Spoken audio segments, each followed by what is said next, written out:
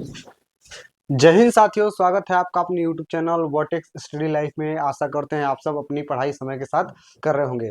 देखिए, आपका board paper बहुत ही अब नज़दीक आता जा रहा है धीरे धीरे, क्योंकि आपको पता है कि आपका 24 फरवरी से आपका पेपर स्टार्ट हो जाएगा। तो हम लोग भी तैयारी में लगे हुए हैं और आप लोग भी तैयारी में लगे हुए हैं। तो आपका जो टॉपिक चल रहा था क्लास 12 की केमिस्ट्री का आंसर पेपर हम लोग सॉल्व कर रहे थे, और उसमें पहला सेट था और इसका 6वां लेक्चर जो है आपको दिया जा रहा है। ठीक है, इसके पहले के जो जितने भी 5 लेक्चर हो चुके हैं उसका हम प्लेलिस्ट बना के आपके डिस्क्रिप्शन में दे देंगे, और वहां से उस सारे वीडियो को सीरियल वाइज आप देख सकते हैं। और इसका कोर्स कोड है 347 FZ। ठीक है ना। तो इसके 5वां का गौ प्रश्न सॉल्व करना है, क्योंकि इसके पहले के जितने भी प्रश्न थे वो हम लोग सॉल्व कर चुके हैं। ठीक है, तो क्या है प्रश्न भाई? तो प्रश्न यही कह रहा है कि Ni एक संकुल यौगिक है और कह रहा है कि यह इसका विलयन हरा विलयन होता है, लेकिन दूसरा संकुल यौगिक है और इसका विलयन रंगहीन होता है। तो इसका क्या कारण होता है भाई? तो चलिए इसको हम सॉल्व करते हैं। हल। अब देखिए, अगर मैं इसको ले लूं NiH2O पर 6 और इस पे है +2, इसको मैं ले लूं तो आप देख रहे होंगे कि यहाँ पे जो है ना Ni की ऑक्सीकरण संख्या अगर हम निकालेंगे तो Ni की ऑक्सीकरण संख्या निकालिए भाई। Ni प्लस प्लस कितना, 0 × 6 बराबर 2, और यहाँ से Ni की ऑक्सीकरण संख्या आ गई +2। याद रखिएगा कि निकिल की जो ऑक्सीकरण संख्या होती है वो कितनी होती है? +2 होती है। अच्छा, अब इसका जरा हम इसमें इलेक्ट्रॉनों को भर के देखेंगे तो Ni की ऑक्सीकरण संख्या कितना होता है? 28 होता है। तो इसको लिखेंगे Ar4s2 3d8, ऐसे लिख सकते हैं ना। चलिए, अब इसके बाद से ये Ni का होता है, लेकिन हमको निकालना है Ni+2। इसका इलेक्ट्रॉनिक विन्यास कितना हो जाएगा? तो 2 इलेक्ट्रॉन निकाल दीजिए तो हो जाएगा 4s0 3d8, ये हो जाएगा। अच्छा, इसका अगर हम d ऑर्बिटल में इलेक्ट्रॉनों को भर के देखें तो कैसे भरेंगे? पहले d ऑर्बिटल बना लीजिए भाई, 1 2 3 4 5, और क्या करते हैं हम इलेक्ट्रॉनों को एक एक करके हुंड रूल के अनुसार क्या करते हैं? भरते हैं। भर दीजिए, 1 2 3 4 5 6 7 8। अब बिलियन रंगीन बिलियन कब बनाता है? तो याद रखिएगा कि कभी भी अगर रंगीन बिलियन बना रहा है तो इसका मतलब यह है कि उसका जो d ऑर्बिटल है वह अयुग्मित है, अनपेयर है। तो हम कहते हैं कि वह जो बिलियन है, वह जो भी बिलियन बनाएगा वह पदार्थ यौगिक, वह कैसा बनाएगा? रंगीन बनाएगा। ठीक है। और यहाँ पे एक चीज आप नोट करिएगा, H2O जो लिगेंड है ना, एक्वा, ठीक है ना, जो लिगेंड है वह जो है वह दुर्बल लिगेंड होता है। ठीक है ना, प्रबल लिगेंड नहीं होता है। तो इसके कारण इनका युग्मन संभव नहीं होता है, और अतः यह कैसा शो करेगा? हरा विलयन। लिखेंगे NiH2O पर 6+2 में Ni+2 के d ऑर्बिटल में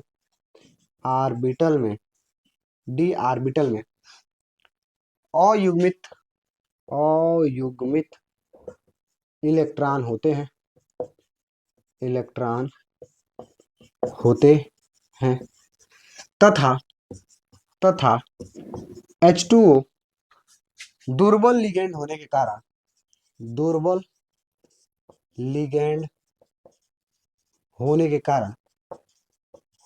के कारण इलेक्ट्रॉनों का युग्मन नहीं होता है। अतः ये रंगीन होते हैं। ठीक है ना। तो ये इसका कारण था, आप इसको अच्छे से दिखाएंगे और क्या करेंगे नोट कर लेंगे। अब ये तो पहला हमने दिखा दिया कि ये हरा विलयन या फिर रंगीन विलयन बनाएगा, इतना आपको करना है। क्या करना है? तो सिंपली कि जो भी आपका धातु होगी उन धातुओं का ऑक्सीकरण संख्या निकालेंगे, ऑक्सीडेशन नंबर, ऑक्सीडेशन नंबर, ठीक है ना, ऑक्सीडेशन नंबर निकालेंगे। और जो भी उस धातु की परमाणु क्रमांक होगी उसके अनुसार उस ऑक्सीडेशन नंबर के अनुसार उसमें से इलेक्ट्रॉन निकाल देंगे और फिर उसका हम क्या करेंगे, डी उपकोष को सीरियल से भरेंगे। और भरने के बाद देखेंगे कि H2O क्या है, दुर्बल लिगेंड है कि प्रबल लिगेंड है। तो H2O जो होता है वो दुर्बल लिगेंड होता है, और दुर्बल लिगेंड होगा तो जो यह अगर प्रबल रहता ना तो यह इलेक्ट्रॉन इसमें से निकल के इसमें युग्मन हो जाता, लेकिन जब दुर्बल लिगेंड है तो युग्मन नहीं हो पाता है, इसके कारण अयुग्मित इलेक्ट्रॉन है, और अयुग्मित इलेक्ट्रॉन होंगे तो कोई ना कोई कलर क्या करेंगे, प्रदर्शित करेंगे। अब जब कलर प्रदर्शित कर रहा है तो जाहिर सी बात है हरा रंग का है तो वो प्रदर्शित कर रहा है। तो यह आपका एक पार्ट हो गया। अब दूसरे पार्ट की ओर चलते हैं, उसको भी हम क्या करते हैं, देखते हैं क्यों इस यह रंगहीन होता है भाई। तो चलिए फटाफट से इसको भी कर लेते हैं।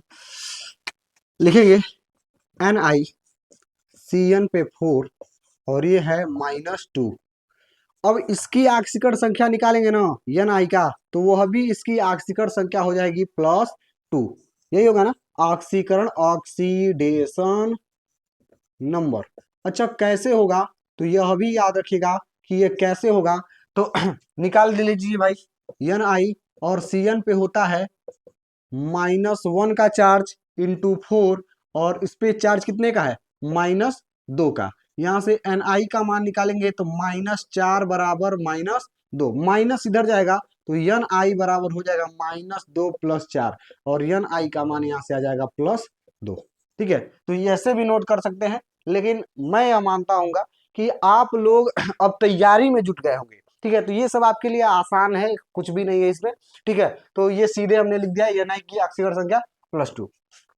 चलिए Ni+2 का जब हम इलेक्ट्रॉनिक विन्यास करेंगे तो आर्गन, उसके बाद से 4s0 3d8, यही होगा, यही होगा ना। ये 2 इलेक्ट्रॉन यहाँ से निकाल दिए हैं।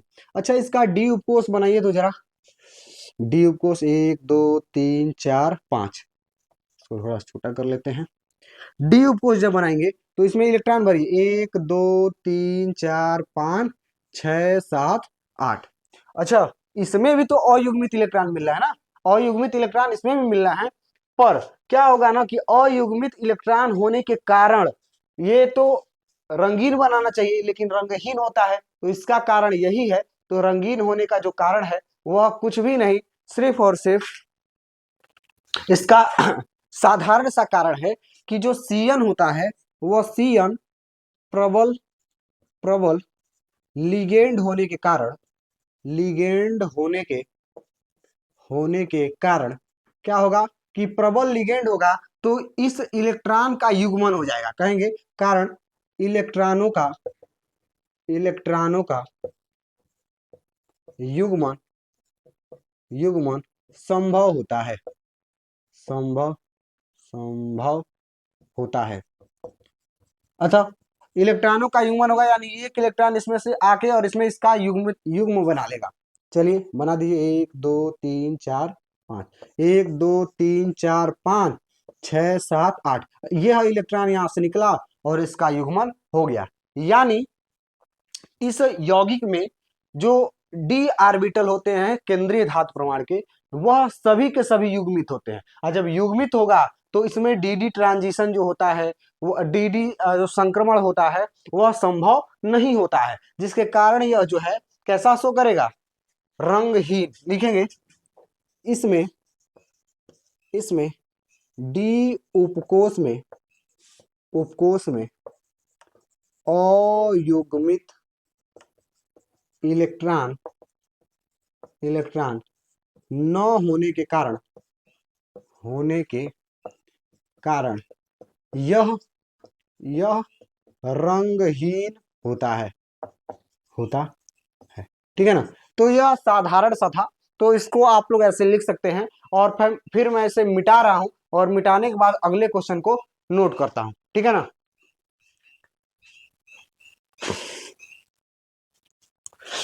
तो दूसरे प्रश्न की ओर हम लोग बढ़ चुके हैं।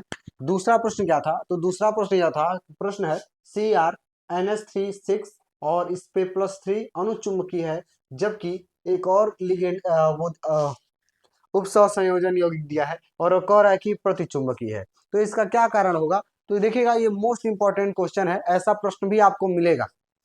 ठीक है, तो आप देख सकते हैं कि हमने क्या किया है ना कि सी इस संख्या, पहले हम क्या करते हैं, केंद्रीय धातु परमाणु का क्या निकालते हैं, केंद्रीय धातु परमाणु का हम ऑक्सीकरण संख्या निकालते हैं। तो निकालिएगा जरा, केंद्रीय धातु परमाणु NH3 का जो ऑक्सीकरण संख्या होता है वो 0 होता है, और 6 से गुणा कर दिए +3, और ऑक्सीकरण संख्या अगर Cr की निकलेगी तो कितनी आएगी, +3।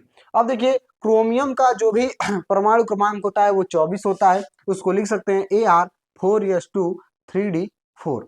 और यहाँ पर अगर मैं +3 की बात करूं, यानी इसमें से 3 इलेक्ट्रॉन क्या हो गए, निकल गए हैं, तो 4s2 में से 2 इलेक्ट्रॉन और इसमें से 1 इलेक्ट्रॉन। अच्छा, डी उपकोष को हमने बनाया है, उपकोष डी उपकोष को हमने बनाया है। देखिएगा, सब में अयुग्मित इलेक्ट्रॉन है। अगर इसको ऐसे दिखा दीजिएगा, अयुग्मित युग्मित इलेक्ट्रॉन। अच्छा, अयुग्मित इलेक्ट्रॉन होता है तो जो भी यह सबस्टेंस होता है इसको हम कह देते हैं अनुचुंबकीय, चुंबकीय।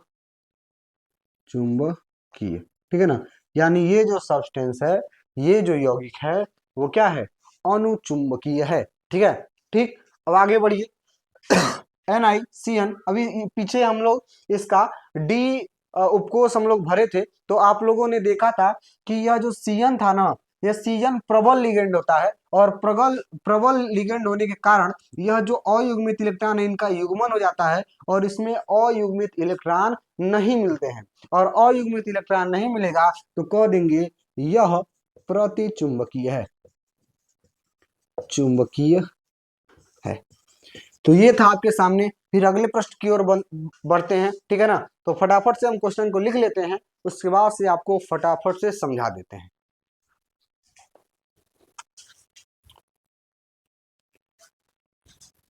तो अगला प्रश्न है कि फ्रक्टोज की संरचना सूत्र लिखिए। ठीक है ना, ग्लूकोज आप लोग पढ़े हैं, फ्रक्टोज भी पढ़े होंगे। तो आपसे कहा गया कि ग्लूकोज की संरचना सूत्र लिखिए, और यहाँ फ्रक्टोज होना चाहिए ना, क्या है, अच्छा ग्लूकोज ही है, ग्लूकोज। ठीक है ना, फ्रक्टोज की रासायनिक सूत्र लिखना है, और ग्लूकोज के 3 रासायनिक गुणों के रासायनिक समीकरण लिखना है। देखिएगा, ये प्रश्न 4 नंबर का है। 1 नंबर आपको मिलेगा, ये ऐसे होगा आपके अनुसार में 1+3 ऐसे करके होगा, यानी 1 नंबर आपको फ्रक्टोज की संरचना सूत्र लिखने में मिलेगा, और 3 नंबर 3 रासायनिक समीकरण ग्लूकोज के लिए लिखने के ये आपको मिलेगा। तो उसको कैसे सॉल्व करेंगे, तो देखिए, आप लोगों को फ्रक्टोज की संरचना आप ऐसे लिखेंगे, हेडिंग डाल देंगे, फ्रक्टोज की संरचना।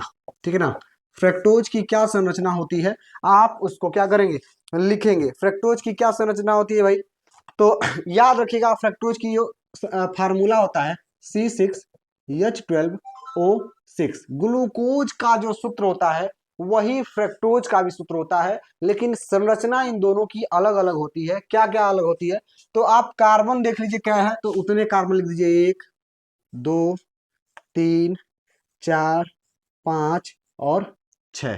ठीक है ना, 6 कार्बन है, 6 कार्बन है, और इसमें भी 6 कार्बन। अब देखिए, इनके बीच में एक एक बॉन्ड होता है, तो बॉन्ड लगा दीजिए। याद रखेंगे कि फ्रक्टोज की जब भी हम संरचना लिखेंगे उसमें CH2OH ऊपर और CH2OH कहाँ होता है, नीचे की तरफ होता है। इतना याद रखेंगे, ऊपर भी CH2OH और नीचे भी CH2OH। अब देखिएगा, दूसरा जो कार्बन होता है इसके साथ कार्बोनिल समूह जो होता है C डबल बॉन्ड O, वह क्या होता है, जुड़ा होता है। 3 कार्बन बचे। अब इनको क्या करिए ना, CHOH लिख दीजिए, CHOH और CHOH।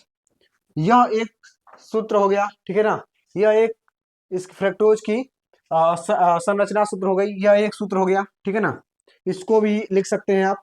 एक और सूत्र बता दे रहा हूं, ऊपर CH2OH और नीचे भी लिखेंगे CH2OH।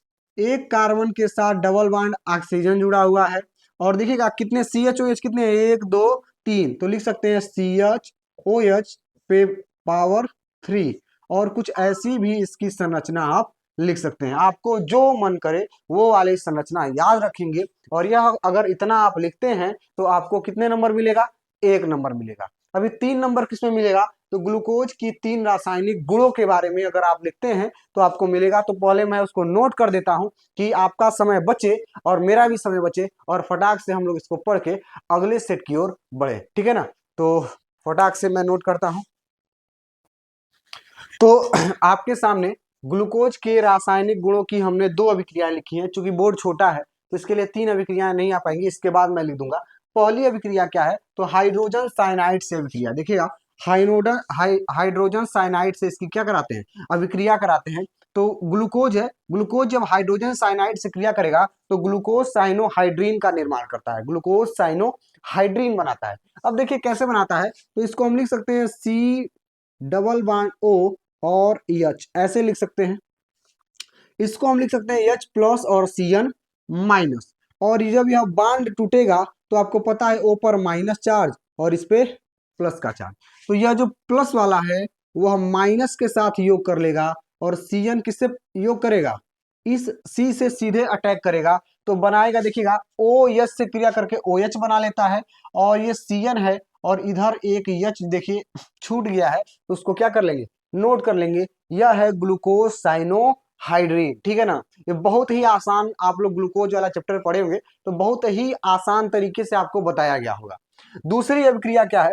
फेहलिंग विलयन। आपको पता होना चाहिए कि यह परीक्षण होता है जिसमें हम क्या करते हैं? ग्लूकोज की क्रिया फेहलिंग विलयन अर्थात क्यूप्रस ऑक्साइड से कराते हैं, CuO से, कॉपर ऑक्साइड से। तो क्या बनता है कि ग्लूकोज जब फेहलिंग विलयन से क्रिया करता है ना तो लाल रंग का अवक्षेप देता है और ग्लूकोनिक अम्ल का निर्माण होता है। तो आप देख सकते हैं कि यह जो ऑक्सीजन है ना, यहाँ पे जाके जुड़ेगा तो COOH बनाएगा, और बाकी ये नीचे का वही ऐसे ही रहेगा, तो इसका नाम हो जाता है ग्लूकोनिक अम्ल, और लाल रंग का अवक्षेप जो है वह प्राप्त होता है, ठीक है ना।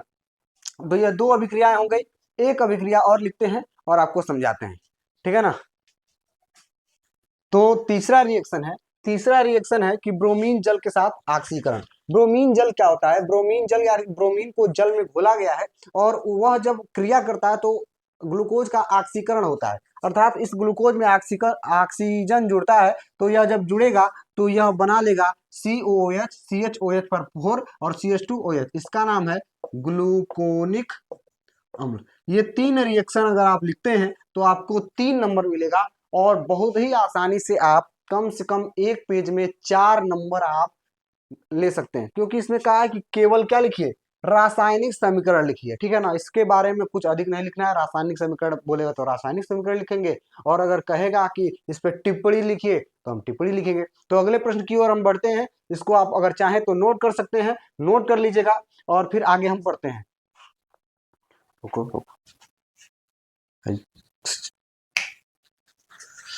तो अगला प्रश्न है 6 नंबर का प्रश्न है, और 6वां प्रश्न है, और ये 5 नंबर का प्रश्न आएगा। एक एक नंबर के एक एक होंगे, और इसमें क्या करना है ना, इसमें बहुत नहीं लिखना है, केवल रासायनिक समीकरण लिखना है। समीकरण अगर आप लिख देते हैं तो आपको पूरा का पूरा नंबर मिल जाएगा। पहला समीकरण क्या है? Ethyl bromide. आपको फार्मूला याद होना चाहिए एथिल ब्रोमाइड का क्या होता है। तो एथिल ब्रोमाइड का फार्मूला होता है, क्या होता है बताइए? C2H5Br, ethyl bromide. और इसकी क्रिया किससे करानी है? सोडियम एथॉक्साइड NaOC2H5, इसको कहते हैं सोडियम एथॉक्साइड। और ये आपको पता ही है, एथिल ब्रोमाइड के साथ जब क्रिया कराएंगे तो क्या बनेगा? जरा आप लोग बताइएगा कि यह क्या बनेगा। तो Na और Br मिलके पहले बना लेगा NaBr, बचा क्या? तो C2H5O, C2H5 die ethyl ether, क्या बनेगा? डाई एथिल ईथर, ठीक है ना। इतना लिख देंगे तो आपको 1 नंबर पूरा का पूरा आपको मिल जाएगा, ठीक है। यह नेमिंग रिएक्शन कैसे याद होगा? कई बच्चे हमसे पूछते हैं कि कैसे याद करेंगे भाई, क्या हम करें? तो पहली चीज कि आपको याद करने के लिए हर एक कंपाउंड का नाम और उसका क्या होना चाहिए, रासायनिक सूत्र पता होना चाहिए। और वो याद कैसे होगा, तो आप चैप्टर पढ़े होंगे तो लाइन से बताएगा कि मेथिल इसका फार्मूला, कि एल्किल हैलाइड का फार्मूला ये होता है, अब इसमें मान रखते जाइए। उसी तरीके से हर एक फार्मूला आपको बता दिया गया है, आप वहां से उसको एक बार देखिए, रिवीजन करिए, अधिक से अधिक रिवीजन करिए। दूसरा प्रश्न है, क्लोरोबेंजीन नाइट्रिक अम्ल से क्रिया करता है। क्लोरोबेंजीन बनाइए भाई, यह आपके पास एक है क्लोरोबेंजीन, और NO3 के साथ क्रिया, नाइट्रिक अम्ल के साथ क्रिया करेगा। तो आपको पता होना चाहिए, आर्थोक्लोरोनाइट्रोबेंजीन प्राप्त होगा, और पैरा क्लोरोनाइट्रोबेंजीन क्या होता है, प्राप्त होता है नाइट्रीकरण। यह आपको पढ़ाया गया है कि बेंजीन का नाइट्रीकरण क्या होता है। तो लिखेंगे, ये देखिए, ये है क्लोरीन, क्लोरोबेंजीन, और आर्थो पोजीशन पे NO2 समूह जुड़ गया है, और एक बनेगा, एक क्लोरोबेंजीन होगा, और इसमें इसमें यहाँ पे NO2 समूह जुड़ जाएगा। तो इसको कहेंगे आर्थोक्लोरोनाइट्रोबेंजीन, और इसको कहेंगे, ये आर्थो पोजीशन, ये मेटा पोजीशन, और ये पैरा पोजीशन, तो होगा पैरा क्लोरोनाइट्रोबेंजीन। ठीक है ना। तो ये दो सब्सटेंस प्राप्त होते हैं, आपको लिखवा दिया गया, नोट कर लीजिएगा। तीसरा है, क्लोरोबेंजीन की क्रिया सोडियम हाइड्रोक्साइड। क्लोरोबेंजीन बनाइए भाई, क्लोरोबेंजीन और सोडियम हाइड्रोक्साइड के साथ 623 केल्विन ताप और 300 एटमॉस्फेरिक प्रेशर पे करा दें तो क्या बनेगा, तो याद रखिएगा, Na और Cl मिलके बाहर निकल जाएगा और बन जाएगा फिनाल का, क्या हो जाएगा, निर्माण हो जाएगा। ठीक है, तो ये तीन रिएक्शन है, तीनों को नोट करिए। तब तक मैं इसे मिटाता हूं और फटाक से दो समीकरणों को नोट करता हूं।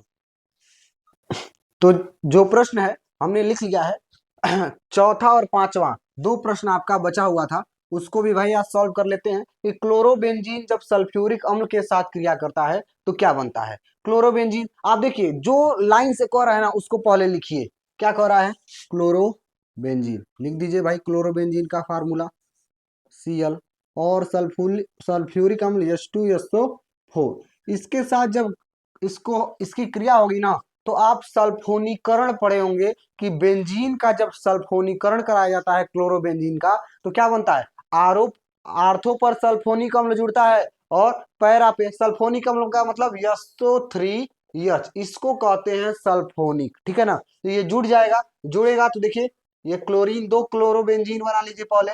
ठीक है ना, और यहां पर भी एक क्लोरोबेंजीन बना लीजिए, दो क्लोरोबेंजीन बना लीजिए। और देखिए आर्थो पर SO3H जोड़ दीजिए, और यहाँ पे पैरा पर भी SO3H, नाम लिख देंगे आर्थो क्लोरो सल्फोनिक अम्ल, और ये हो जाएगा पैरा क्लोरो सल्फोनिक अम्ल। ठीक है ना, तो ये आपके हो गए। ठीक है, उसी तरीके से एथिल क्लोराइड है, एथिल मेथ एथ, क्या होगा, एथिल का फार्मूला C2H5 और क्लोराइड है Cl। ठीक है ना, C2H5Cl, और क्रिया करेगा KOH के साथ। हम देखिएगा ये जलीय है तो जलीय शब्द लिख दीजिएगा, जलीय KOH के साथ क्रिया करता है तो क्या बनाएगा, जब ये क्रिया करेगा तो ये देखिएगा K और Cl बाहर निकल जाएंगे तो बना लेगा KCl, बचा क्या, तो C2H5OH। ठीक है ना, एथिल ब्रोमाइड का क्या होता है, एथिल एल्कोहल का निर्माण होता है, एथिल एल्कोहल। ठीक है, तो फटाफट से आप सभी लोग नोट कर लेंगे। ये आज जो है इतना क्वेश्चन हम लोग सॉल्व कर चुके हैं। अगला अथवा में ही इसके एक प्रश्न है, नाभिक स्नेही अभिक्रिया, तो बहुत ही महत्वपूर्ण है भाई। अगर आप लोग ये नहीं, आपको अगर समझ में आया होगा कि H2SO4 कैसे हो गया है, तो आप अगर अगली वीडियो देखेंगे ना तो उसमें बहुत ही अच्छे से बताया जाएगा, क्योंकि अगला प्रश्न वही है तो हम उसको बताएंगे, अच्छे से बताएंगे। ठीक है, तो अगर आप चैनल पे नए होंगे तो चैनल को सब्सक्राइब कर दीजिएगा, लाइक कर दीजिएगा, और ज्यादा से ज्यादा दोस्तों के पास शेयर कर दीजिएगा, क्योंकि हम लोग को भी मोटिवेशन मिले। तब मिलते हैं अगली वीडियो में, तब तक के लिए धन्यवाद। जय हिंद, जय भारत।